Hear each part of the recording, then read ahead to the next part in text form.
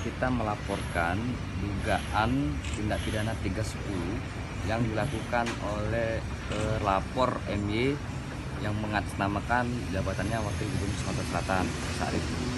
Jadi pada tanggal 15 Oktober sebuah acara pernikahan di Desa Meranjat itu terkait dengan soal lagi kisru diskualifikasi pasangan calon.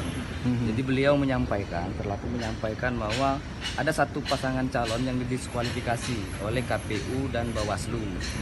Nah, beliau juga mengatakan bahwa diskualifikasi itu didasari oleh pelanggaran penggunaan dana bansos.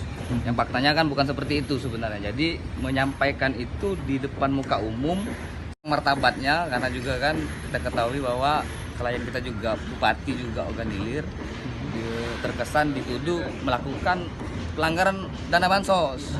Nah itu, untuk itu kita melapor hari ini bahwa fakta yang terjadi ya enggak dana bansos yang terjadi hari ini kawan-kawan wartawan juga tahu kan bahwa terkait diskualifikasi pasangan calon kemarin bukan terkait dana bansos.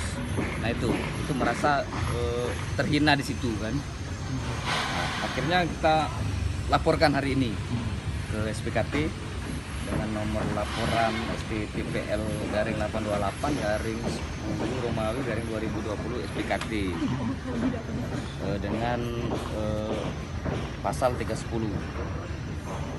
Bang, acara yang hadiri acara undangan pernikahan saat itu. Nah, sehingga memang ada saksi kita yang di situ juga kan merekam. Kurang lebih itu dia mengatakan bahwa penggunaan dana bansos. Nah itu yang kita laporkan bahwa kan faktanya enggak itu. Dan mereka juga beliau juga menyampaikan contoh yang terjadi waktu Alek Nurdin itu 4 orang ya kan, sampai hari ini juga kan masuk penjara.